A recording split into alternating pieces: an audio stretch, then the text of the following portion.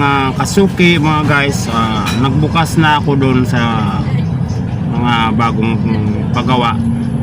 So ito yung battery niya, chinek ko, wala nang laman.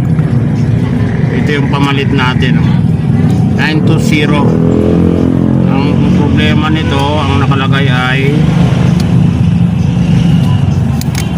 hindi umaandar. So di battery ito.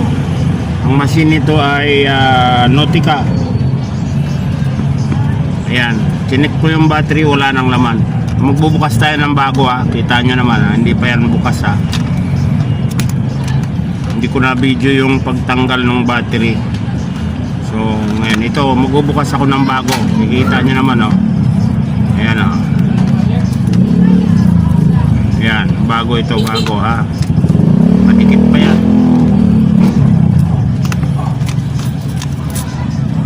Ayan kadikit pa talaga yan. Bagong battery na ito.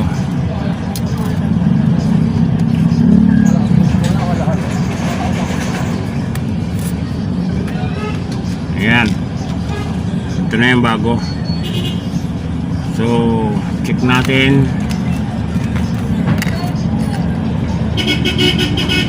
Okay, mas malakas. Ito, wala nang laman. Halos wala na sa kalahati itong lumang battery. Salpak natin itong bagong bukas.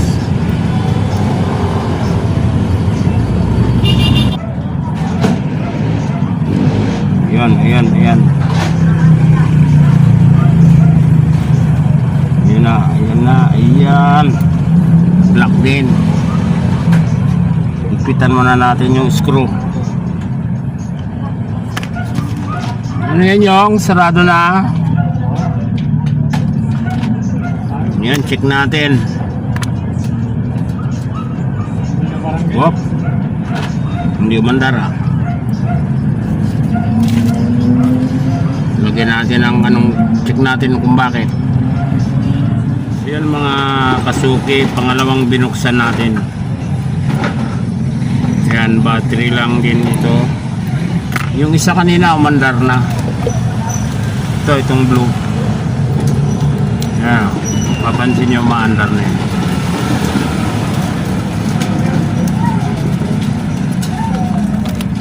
Yan, mabuksan. Buksan natin, buksan. Mamaya na, ulitan muna natin ang battery ito.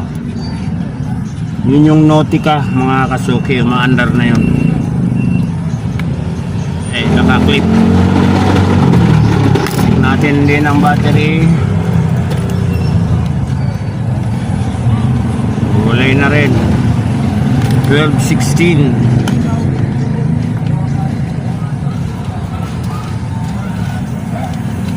Yan, bukas tayo ng bago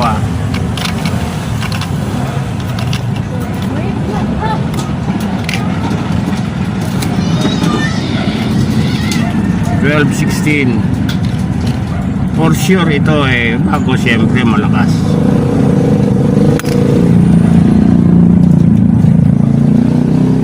Yun palumpalo.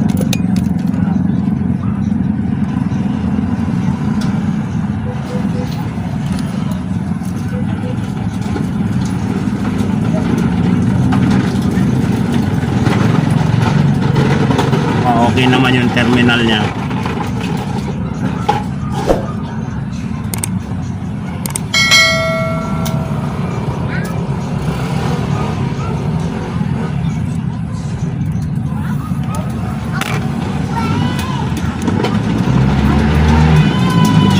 Kung umandar.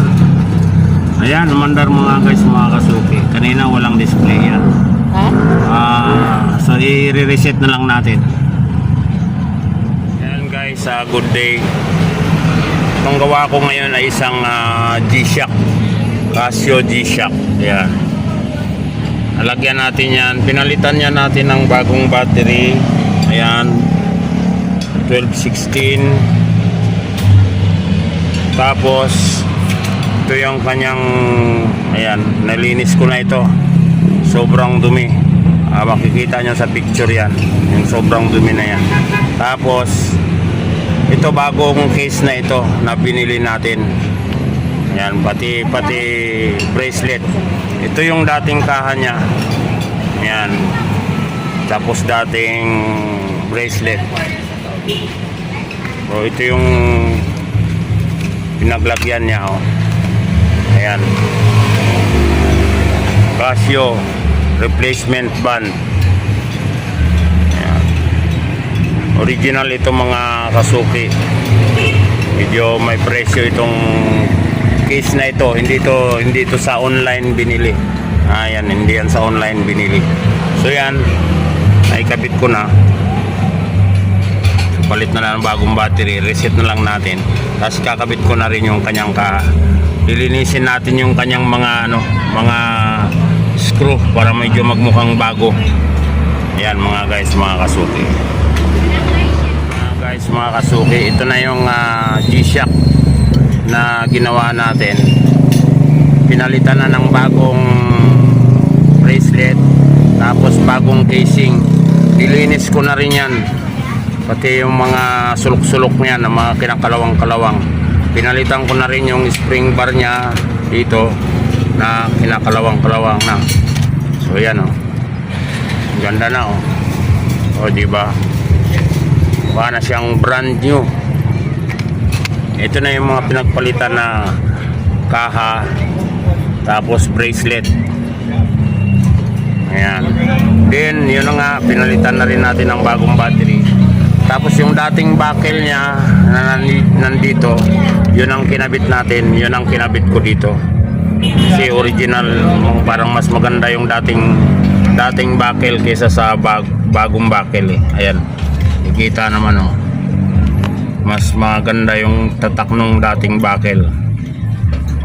So yun, ngayon ipapadala natin itong mga tinanggal na ito doon sa may-ari, doon sa nagpagawa. Yan mga guys, mga Kasuki. So yun na, brand new look na siya.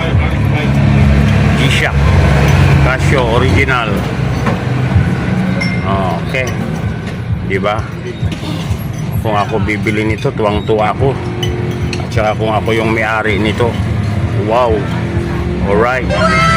So yun mga guys, mga Kasuki.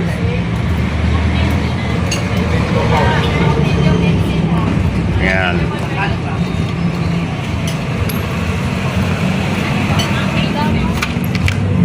Medyo